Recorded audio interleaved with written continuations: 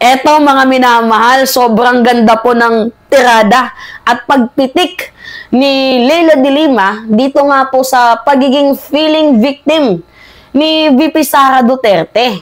Alam naman talaga ninyo na totoo na si de Lima ang nakaranas noon ng crucifixion at ng tinatawag na persecution. Talagang political motivated yung pagkakulong sa kanya. Imagine nyo 3 drug cases. Pero lahat yun acquitted.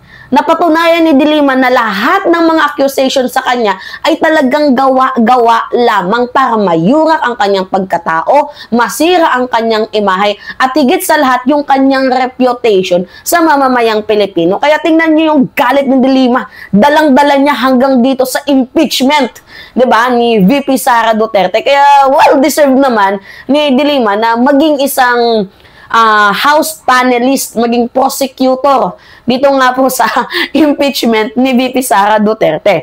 Alright, sige, basahin natin to mga minamahal. Sabi dyan, VP Sara pinitik ni de Lima sa hirit na crucifixion sa impeachment trial. Ito kasi yung statement ni VP Sara noong May 31. Sabi niya, it's persecution, some sort of crucifixion. And so, when there's crucifixion, there's blood. So, it's a bloodbath. My bloodbath. Ngayon naman, ito yung responde ni de Lima.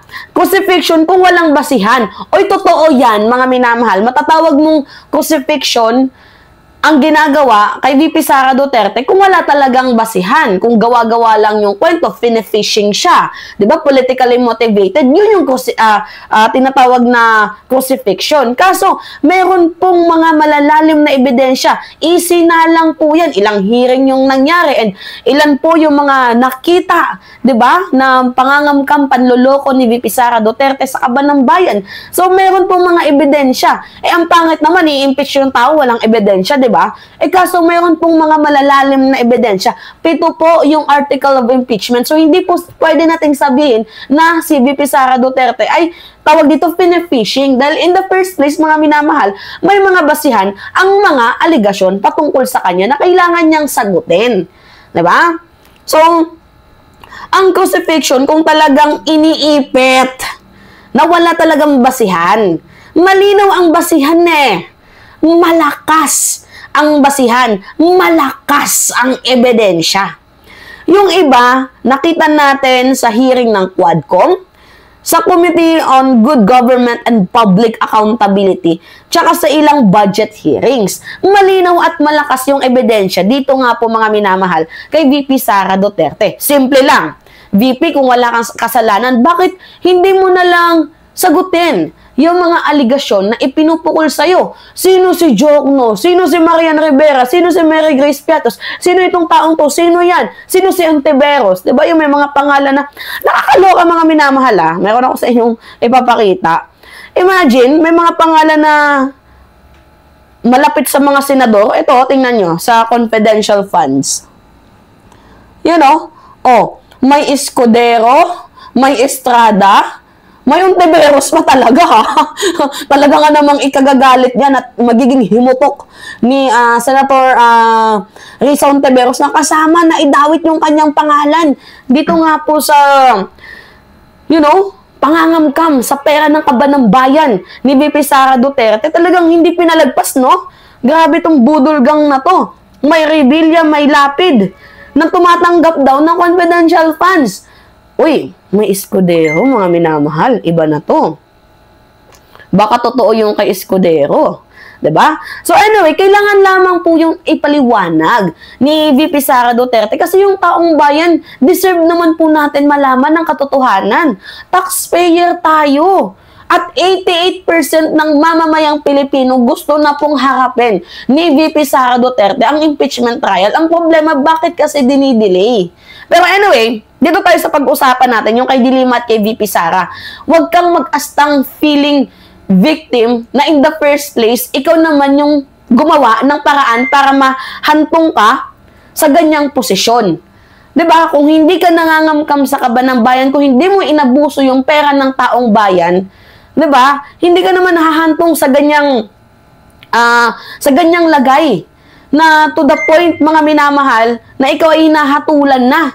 Di ba kung hindi mo ginamit ang pera ng taong bayan sa walang katuturan, hindi ka naman mapupunta sa ganyan eh. Kung naging, tawag dito, naging accountable ka lang, naging transparent ka lang, 'di ba, sa lahat ng bagay-bagay. Kasi 'di ba yan yung sabi nyo, mahalin natin ang Pilipinas. Pero mukhang sa nangyayari, mga minamahal, mukhang ang minamahal lang ninyo yung pera ng Pilipinas. 'Di ba? Kaya wag kang mag-ala biktima na sasabihin mo na crucifixion ang ginagawa sa akin, political persecution.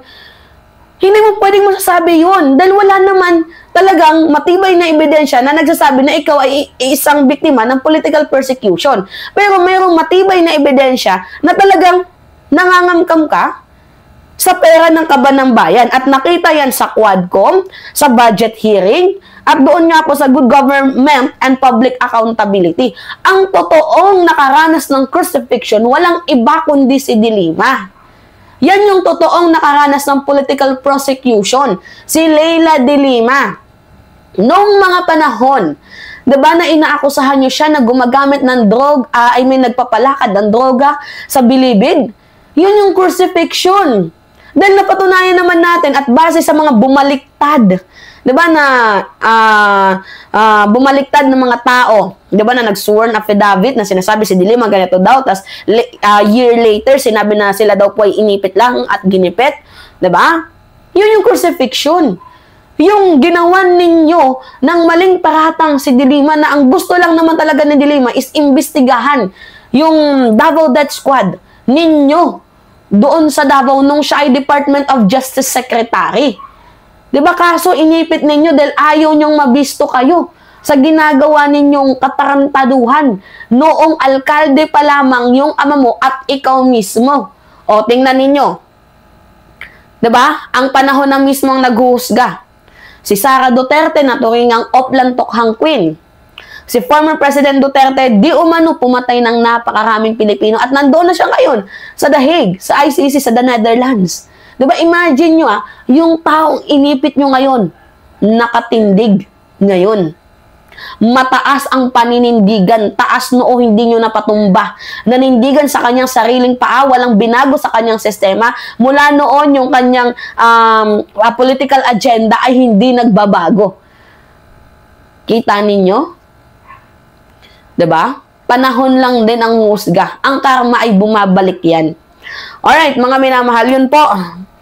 Feeling main character, feeling pa victim. Julol, huwag kami, BP Sara Duterte, hindi kami mga pinanganak kahapon. Kaya, dahan-dahan sa mga sinasabi mo, baka mamaya, babalik at babalik yan sa'yo. Diba? Less talk, less mistake. So, alright, mga minamahal, yun po. Anyway, it's me again, Alicia nyo. Nagbabalik ulit para sa ating panibagong video. Ingat, mga kababayan.